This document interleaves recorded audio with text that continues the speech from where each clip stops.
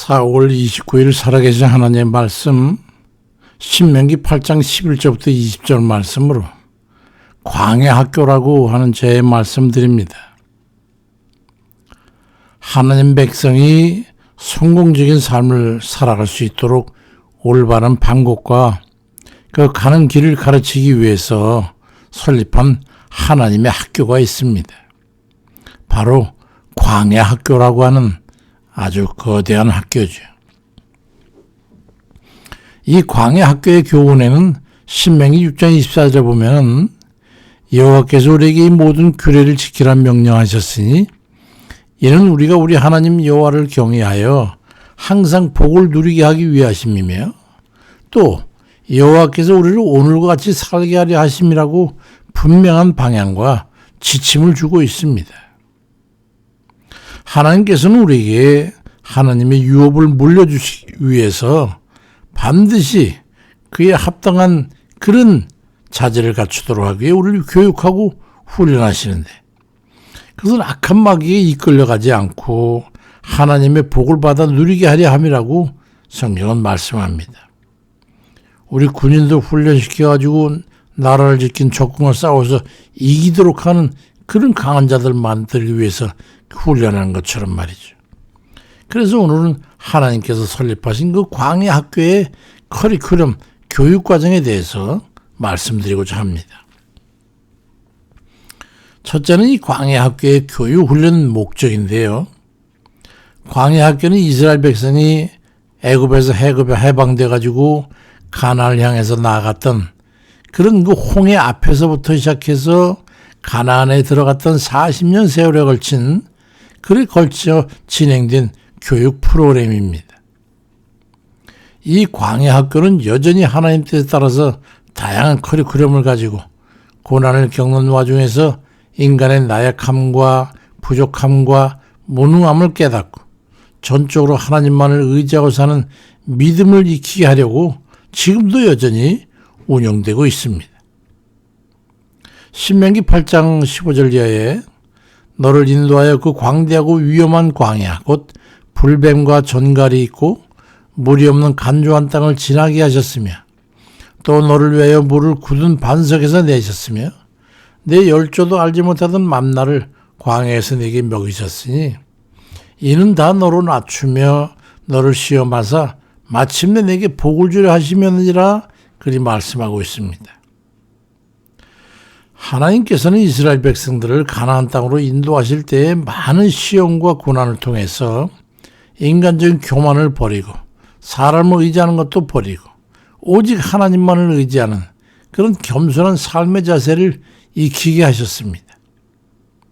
이스라엘 백성들이 하나님만의 도우심과 인도하심으로 홍해를 건너긴 했지만 그 다음도 그들의 삶은 순탄하지 않았습니다. 출애굽기 15장 21절 이하에 보니까 너희는 여호와를 찬송해라. 그는 높고 영화로우시며 그렇게 소들을 가진 찬송시를 부르면서 백성들이 그걸 다 따라하면서 정말 희열과 영광과 환희에 차서 그 드디어 미리암의 찬송을 필두로 해가지고 수르 광야로 다 들어갔습니다. 한 달 정도만 가면 가나안에 도착한다고 그래서 사람들이 다 희망이 들떴어요. 그렇지만 사흘도 못 가서 물이 없는 광야에서 그런 목이 타서 죽을 지경이 된 그런 경험을 하게 됩니다. 깜짝 놀라 이게 웬일이냐. 인생은 한 번의 고난과 역경을 통해서 하나님의 뜻을 깨우치고 순종해서 따라가지 않습니다. 그런 사람은 거의 없어요. 금방 옛 습관에 의해서 세상의 죄악 속으로 되돌아가게 됩니다. 이때에 하나님의 2차 훈련 프로젝트가 또 시행되게 됩니다. 이스라엘 백성들이 간구하자 하나님께서 반석을 터쳐가지고 그 나온 물로 해갈하게 하고 또 양식이 없자 200만 명이나 되는 이스라엘 백성들이 굶어 죽게 되자 난데없이 하늘에서 만나가 내려가지고 그들 모두가 다 굶지 않고 먹게 하시고 또 어느 때는 고기를 먹고 싶다 그러니까 메추라기를 보내서 고기를 아주 한 달 내내 고기 먹도록 해주셨어요. 그런 과정을 통해서 하나님을 의지하는 그 백성에게 삶의 필요를 채울 수 있는 분이라는 것을 깨닫게 해주셨습니다. 출애굽기 16장이 12절에 보니까 내가 이스라엘 자손의 원망함을 들었노라. 그들에게 구하여 이르기를 너희가 해질 때에는 고기를 먹고 아침엔 떡으로 배부르리니 나는 여호와 너희의 하나님인 줄 알리라고 말씀하고 있습니다. 이런 인생 경험을 통해서 하나님을 믿고 의지할 때에 소망이 있고 행복이 있다는 것을 깨닫게 되는 겁니다. 이것이 바로 광야의 교훈입니다. 하나님을 의지해야만이 살 수 있는 그걸 말이죠. 그래서 예레미야가 3장 40절 이하에 보니까 우리가 스스로 행위를 조사하고 여호와께로 돌아가자. 마음과 손을 아울러 하늘에 계신 하나님께 들자. 그리 말씀하고 있습니다. 하나님을 의지하고 믿음으로 기도하며 사는 삶이어야 되는 겁니다. 둘째는 하나님을 의지하는 삶을 통해 은혜를 깨닫게 하는 겁니다. 우리의 삶의 정도는 하나님의 말씀을 따르는 겁니다. 그게 하나님 백성들이 걸어가야 될 정도인 것입니다. 신명기 8장 2절에 네 하나님 여호와께서 이 40년 동안에 너로 광야의 길을 걷게 한 걸 기억해라.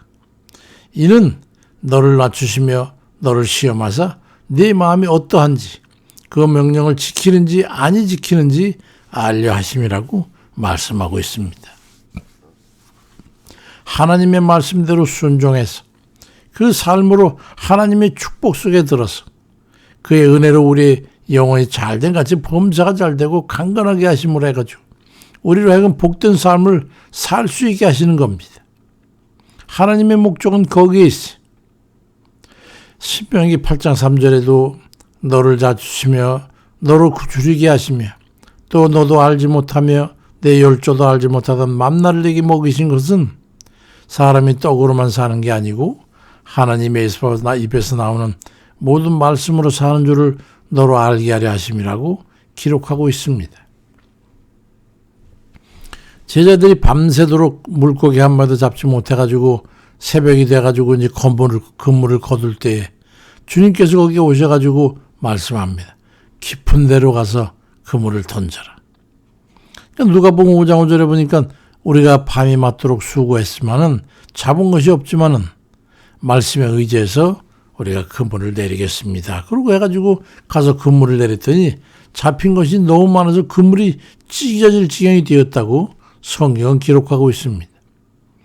우리의 삶이라는 것은 하나님을 의지하고 의지하지 않고에 따라서 그 삶이 그렇게 천양지 차이를 내는 겁니다. 우리는 주를 의지하는 삶을 살아야 되겠습니다. 세 번째는 하나님의 본뜻이 무엇인가 하는 겁니다.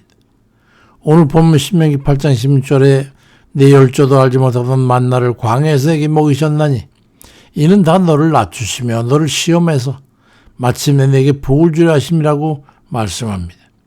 우리 하나님의 본뜻이라는 건 뭐냐면 우리에게 결국 복을 만한 그릇들을 만들기 위해서 우리로 강하게 훈련시키는 것이 하나님의 본심인 것을 말씀하므로 우리가 그것을 깨달아서 그에 합당한 변화를 꾀하는 그런 지혜로운 이들이 되어야 되겠습니다.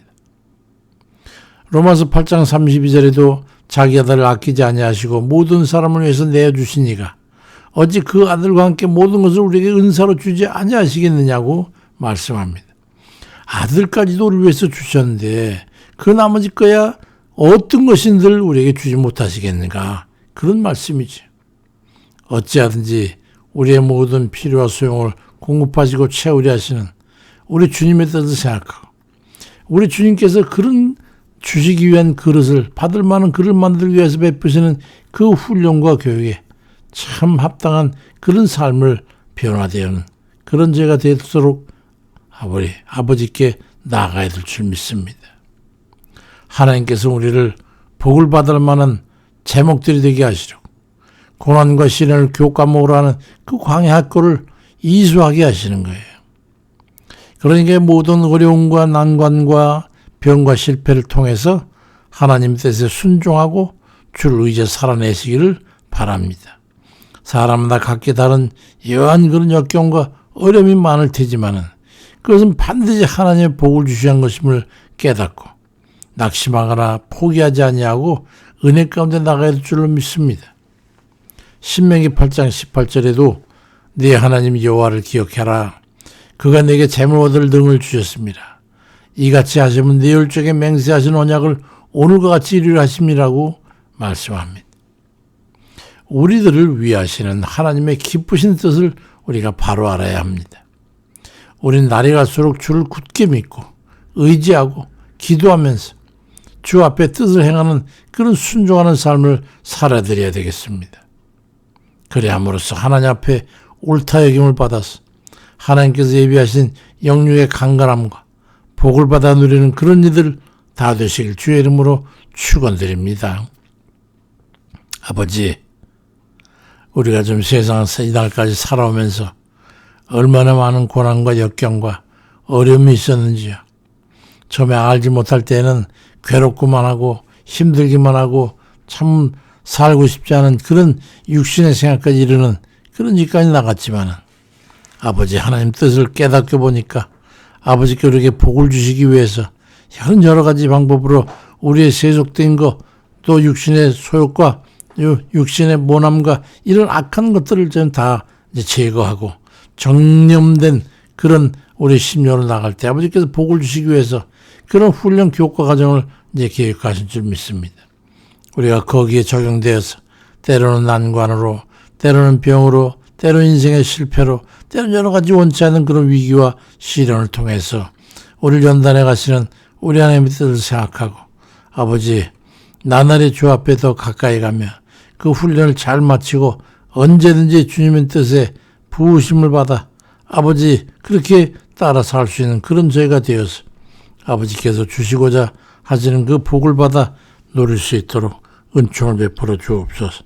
내가 무엇을 원하느냐고 주께서 우리에게 말씀하시는 것은 우리가 마땅히 받고자 하는 우리 하나님의 은혜를 받을 만한 그릇이 되어야 될 것인데 우리가 다 그리 살지 못하는 것을 아버지 용서하시고 하루속히 주님 뜻에 온전히 순종하고 받아 살 수 있는 그런 저희가 되도록 온전한 그릇들 다 되도록 인도해 주옵소서.